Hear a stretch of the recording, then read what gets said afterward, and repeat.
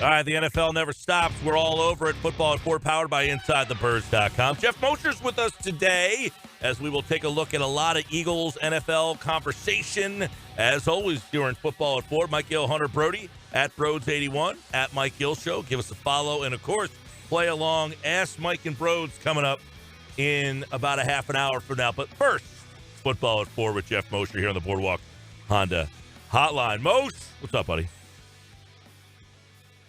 What's up, Mike? How you doing? I am doing well in the middle of this pandemic, better than I thought I would be making out at this point. But I don't know. Before we get to some Eagles stuff, should we be excited and anticipatory about the potential of having mini camps here in a couple of weeks? Ooh, that's a tough one to get excited about because I'm afraid that, we're living kind of day by day. I mean, all of us, no matter what profession, no matter what we're doing in our livelihood. And I also feel like there's a lot of uncertainty. We're hoping and we see progress. We see states reopening, sports now in New York. I believe Pennsylvania, though, has not reopened to sports yet. If I'm not mistaken, I haven't heard Governor Tom Wolf say specifically that Pennsylvania is. You can correct me if I'm wrong on that. I think you're right about that. Yeah, it does feel like we're inching closer toward what we want, but I look at it like the NBA deal, right, where everything was kind of in an uncertain trajectory. We didn't know what was going on, and then all of a sudden one guy gets it, and everything just completely shuts down, right? So I would caution anybody who says, yes, it's back, we are making progress, it seems, but I feel like any one kind of turn of events could put the genie all back into a lamp, and that would probably be really disappointing and deflating for a lot of people. Yeah, so it's like being a Philadelphia fan. You just don't get your hopes up too high, right? Well, it was interesting because, it seemed that the NFL has so cavalierly just been like, we're not stopping the draft. We're going to play with people in the stadium. We're going to start on time. And for them to kind of suggest that, you know what? We might even have mini camps now. What do you think about that? Like, it just seems like if they're going to come out and, insinuate that, it's that they don't intend to be told they're not going to get it done. Yeah, the NFL's not dumb, right? So although it may come off as cavalier, and I agree with you, at least very curious, and some people have even said downright arrogant, I don't think they're doing this without at least having a lot of planning going on behind the scenes. And I've already heard Troy Vincent come out and talk about, yes, we are planning for full stadiums in September when the season starts, but he said we are also planning for half-full stadiums, three-quarter full stadiums. So, without having enough information, like I appreciate planning, at least on their part, for every single type of scenario and hoping for the best. I think we're all at a point where we don't look to the NFL to dictate how we live our lives per se. So just because the NFL says we're planning for, a full stadium season doesn't mean I think that the consumers, us, media, anybody, fans, are just like brainwashed into thinking everything's hunky-dory and great. Maybe there's a segment of the population that will, but the NFL is following the leads of the experts. That's what they say. They're talking to health experts all the time. They don't do anything without consulting the experts. So those are the leaders that we're trying to follow at the moment. All right, Geoff Mosher, Football at 4, powered by InsideTheBirds.com. Jalen Reagor's come up a lot in the last couple of days. Mainly, there was a couple of things. Pro Football Focus ranked the top wide receiver situations for rookies. He was 9th on that list, meaning what situation that player is walking into and how he fits into that offense. I thought that was a little low on that list, being number 9. I think that the Eagles are going to find a lot of different ways to utilize him. So how do you see Jalen Reagor's role basically playing out in Philadelphia? What's the plan for Reagor? Yeah, I like how you phrase that. What's the plan, right? Because that's kind of the title of the last Inside the Birds podcast with me and Adam Maclin. And I got some information on this, almost not looking for it. I was more looking into what we were just talking about. What's going on right now with the entire team as it's, fragmented by the shutdown, and how are they getting their studies in and what's going on? I think you and I had the discussion a couple of weeks ago. I was saying that early on, this was a complicated process. You have all people, you're talking about the whole team, the rookie free agents, the draft picks, the fringe, 80, 90 guys, right? And you're all trying to get these guys within their position to talk to their coaches through a Zoom. I'm sure everybody's tried a Zoom and had 10 or 11 people on it, and it can be a cluster, at times. And so there was some difficulty there at the early onset of what would have been spring camps, getting everybody together. That was the feedback I was getting. So I was kind of looking into seeing if that process has improved. And with Jalen specifically, I found out that he's been doing, just like everybody else, the Zoom.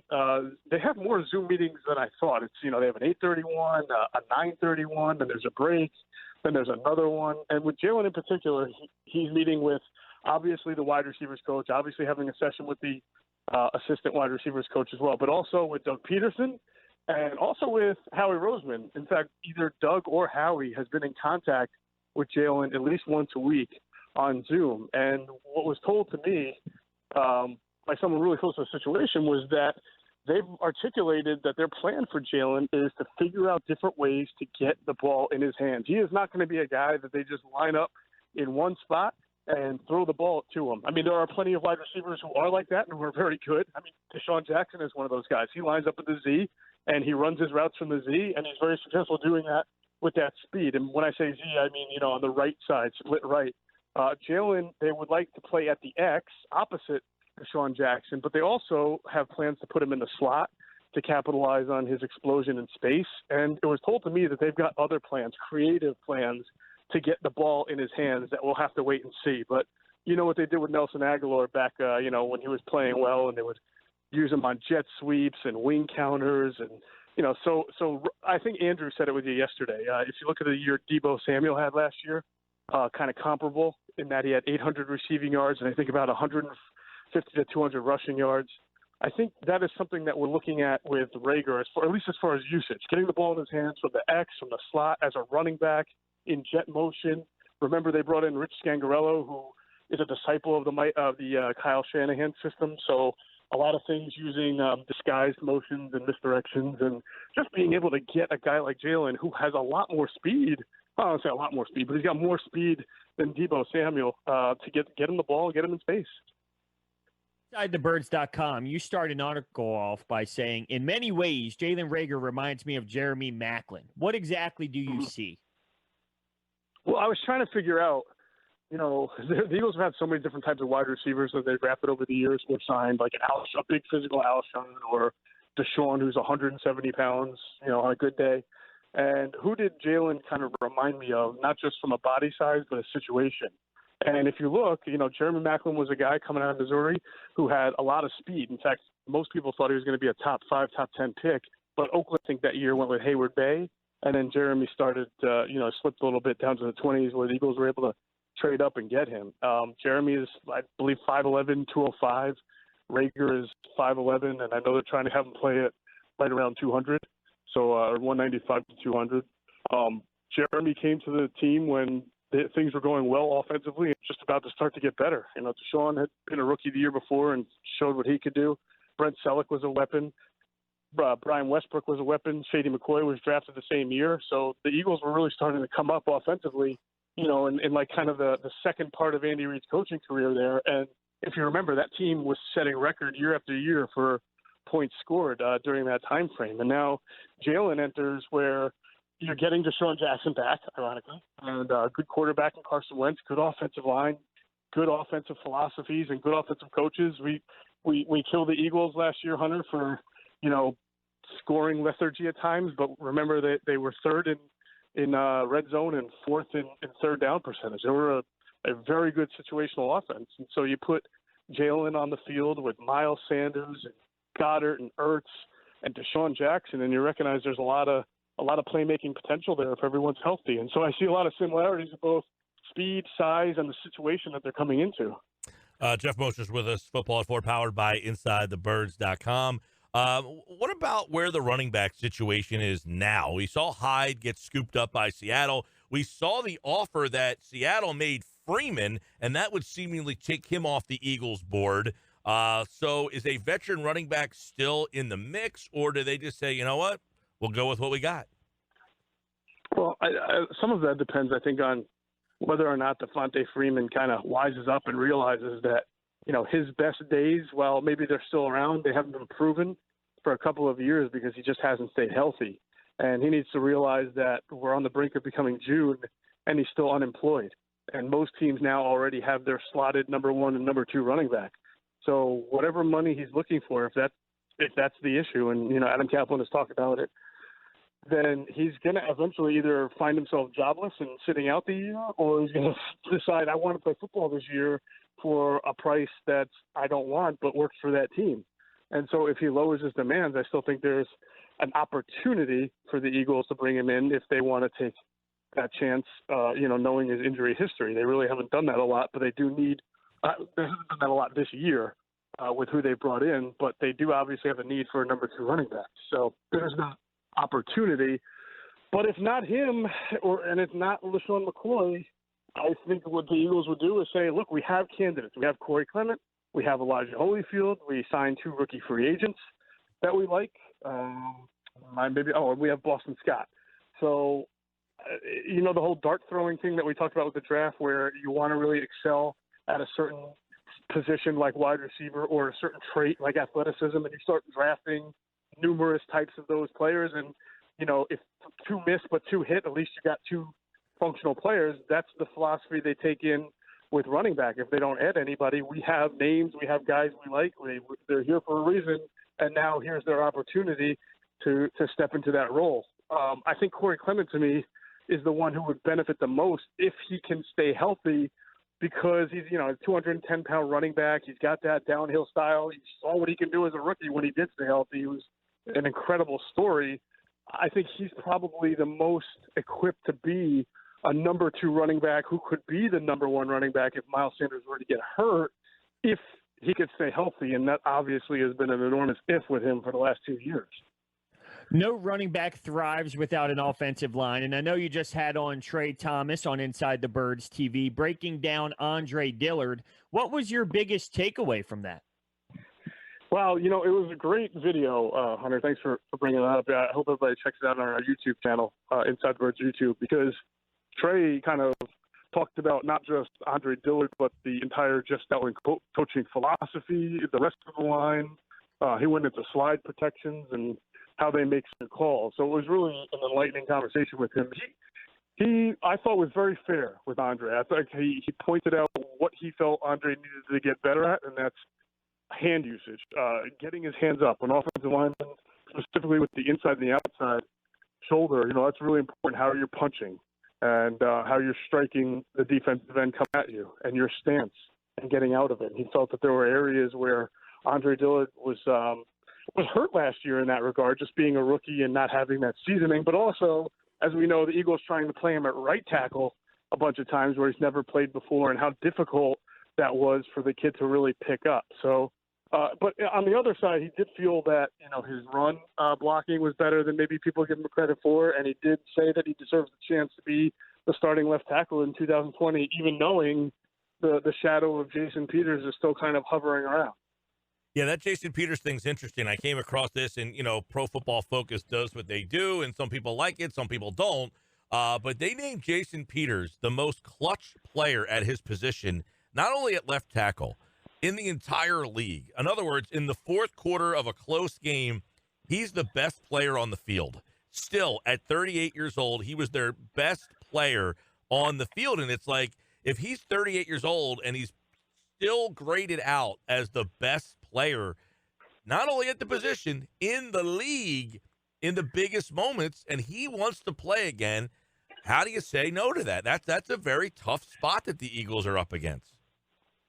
Yeah, first of all, that is a really interesting statistic. I don't know how you measure clutchness in an offensive lineman. Yeah. Well, whatever they do to grade their offensive linemen, I guess they grade them in the fourth quarter of a game that's within a touchdown, and whatever grade comes out in those plays, and he graded out to be the best player. Wow. Well, that's fascinating. I think that speaks to, Jason Peters and his talent level and what he's been able to do at an age where most guys are on their couch. But does that merit him coming back again? Honestly, there are some guys, Mike, who just, they're going to play at a certain level regardless. But, Michael Jordan played fairly decently for the Wizards when he came back. I think he was an all-star that first year at 38, if I'm not mistaken. And it felt like Michael Jordan could just play till 50 and have some kind of impact on whatever team he was on. But eventually, you have to cut the cord. You've got when you replace a guy like the Eagles have done, you've got to give that guy, Andre Dillard, a shot. So I'm very confused by the Eagles' strategy if they bring back Jason Peters before the start of camp. If they do it after the start of camp, maybe it's because 3 weeks into camp, they watched Andre Dillard and they thought, man, this guy really did not make the jump from 1 to 2. You know, maybe it was the fact that they didn't have the OTAs and everything, but they may feel like we just have to bring in Jason because I'm just not confident in Andre Dillard right now. But if they sign him before camp starts, then I just don't get it. I don't know what's going on. By the way, Peters allowed 5 pressures in 114 pass blocking snaps in pressure situations, which was the best in football. So when it comes down to it, when they throw the ball late in the game, he gives up the least amount of pressures of any tackle in football last year. So for the people who think, you know, you get mad when he has that one penalty that sticks out, he's blocking the guy in front of him pretty well still, even at this advanced stage. Geoff Mosher, Football at 4, powered by InsideTheBirds.com. Let's, real quick, the linebacker situation here. Are they going to go to camp with what they have here? I know Mark Barron's still out there. He's an interesting guy because he was a safety, and they like those guys who kind of cover and are smaller. Do you anticipate that there will be a veteran player at that position here, or is T.J. Edwards and Nate Gary the two guys that will be at the top of the depth chart when we get to camp? I do well, you know what? I'm going to say yes and yes. I do anticipate them adding a veteran. I know for a fact that it's not lost on them that when you look at their collection of linebackers, they're mostly young, mostly unproven, you know, very little blue chip talent there. And they know they're not going to get a blue chip talent in free agency, but it's always helpful to have someone who's got some kind of resume in the league. You've seen them do that the last few years, whether it was L.J. Ford or Zach Brown. Or even bringing in Nigel Bradham a couple of years ago when they needed a body. So there's an opportunity there, and I do believe they will bring in a veteran. Now, does that veteran make the team? We'll have to find out. I mean, it's not going to be someone who's got like 3 or 4 Pro Bowls under their belt. It's going to be someone who's going to be able to compete and see if they can win a job over some of the younger guys that the Eagles have relied upon. But I'll tell you this, one thing I've found out recently in my homework is that one guy that they really like, and you've talked about him a little bit, Mike, is that Duke Riley. So they really like his athleticism. They really like what he, the fact that he's already been with the team for about a year, so he knows the defense. And I think a lot of people looked at the Jatavis Brown signing and said, that's our guy. Jatavis Brown is going to be, if we're in 3 linebackers, it's going to be, T.J. Edwards and Nate Gary and Jatavis Brown. But I'm going to say Duke Riley will probably get as much of an opportunity as anybody else to be that 3rd linebacker, or maybe even that 2nd linebacker in nickel, because T.J. Edwards really isn't a coverage linebacker. So you're going to have Gary, who's a better coverage linebacker, as we know, than a tackler, and then an open spot for somebody to be the nickel linebacker next to Gary. You did mention one name, and that was Nigel Bradham. And the more and more he goes unsigned, I just wonder if they sign him just for just in case. But it does seem like it's not a high possibility. I'll tell you, what someone told me from the team, and it's a 0.0% possibility. And now, when someone tells me that, I always say, man, I've heard that before, and there's always that door that you leave open. But the reality is, while Nigel was, a well-liked player and respected, he had a few things go on with the team over the last few years that I think finally made it run its course. I mean, we knew about the Cabana Boy thing in Miami a couple of years ago, and then getting the gun through the airport charge that he had. And then last year, I think it was last year, right? I remember Jeff Maclin reporting on this in the Inquirer where he left the team or didn't show up to a practice, and he said he was sick, but that he didn't notify enough people, and Doug was not happy about that. So to me, that was probably strike 3 out of the 3 things that I mentioned, and I just don't see any opportunity or open door here for Nigel Bradham to be an Eagle again. A couple questions from the Ask ITB mailbag that we will be using throughout the Football at 4 segments for Jeff and Andrew, and tomorrow, by the way, Adam Kaplan will be here. So today, let's throw one your way, Jeff. And these are from listeners of both Ask Inside the Birds, or excuse me, InsideTheBirds.com, Football at 4. And let's go to Jeff McNally's question. He says, do you think the Eagles are in a win now or win in a few years mode? Yeah, I think that's an interesting question. I feel like we talk about this a lot, but sometimes people have a hard time kind of grasping it in its entirety. The Eagles have never, ever said that they were going to rebuild, and have never said that they don't want to put a product out there that they think won't win a championship. Most NFL teams try to do this. I mean, outside of, say, like the Browns when they were clearly tanking, or the Dolphins. But most NFL teams who are well-run know that, when they've got a good enough quarterback, they're going to try to win it. But there are also times where the roster gets a little old and you need to turn it over, and you need to do it in a way where you're still competitive. So, if you look at the Eagles a couple of years ago, right, they win a Super Bowl and they know that they've got an open door because they still have players like Maclin, and they still have players that had Chris Long at the time, right? They make a trade to bring in Michael Bennett at 32, right? Because the window's open. They're trying to acquire as much talent as possible they can win this year. But you can't do that year after year after year after year, because you had 3 drafts in there where you only had 5 or 6 guys getting taken. So their goal is to win, but they didn't make any kind of moves that are like bringing in a 34-year-old or 32-year-old pass rusher. The oldest guy they probably went out and got was Darius Slay, and I believe he's 29. So they're trying to be competitive, and they signed a Javon Hargrave to a big deal, and they're starting to add, young quality players to the team through the draft and what they did in free agency and trade.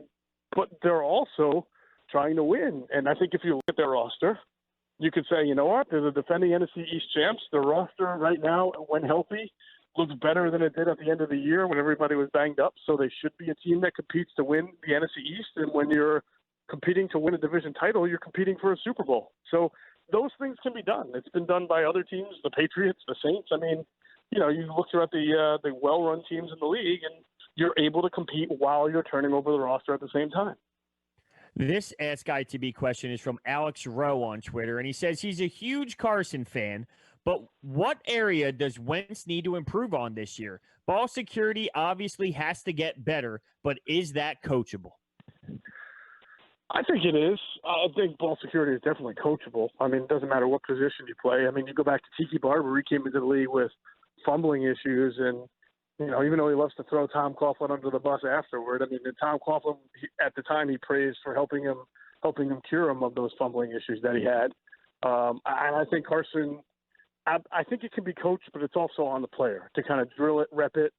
It helps if he's not getting hit from behind and doesn't see it coming, but it also helps if you kind of sense that pass rush and get rid of the ball quicker and not try to throw the ball down the field all the time, which is something that we've criticized Carson for in the past. But I'll bring up a player, and it's funny because Brian Westbrook was just on social media talking about it.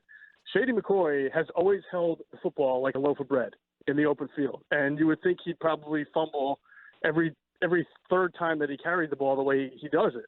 He doesn't. He doesn't fumble a whole lot. Brian Westbrook joked about how he's trying to teach him how to secure it high and tight, and Shady basically ignored him and has had a Hall of Fame career holding the football that way. He can get away with it. I don't think Carson has. The record says it himself. He was at a point where he was averaging like a turnover a game on fumbles. So he definitely obviously has to work on that, but it does help when you're not getting hit from all different directions too. Football 4, powered by InsideTheBirds.com. Geoff Mosher is with us today, and he will be back on Monday's show. Tomorrow, it is Adam Kaplan in the Football at 4 hot seat, and Andrew DeCecco is back on Friday. And, of course, you can check out all their stuff at InsideTheBirds.com, and every day at 4 o'clock right here during Football at 4. All right, Mosher, we'll talk again on Monday. Sounds good, guys. Have a good one. All right, Geoff Mosher, like all guests, appeared to be the Boardwalk Honda Hotline. Football at 4 in the books for today.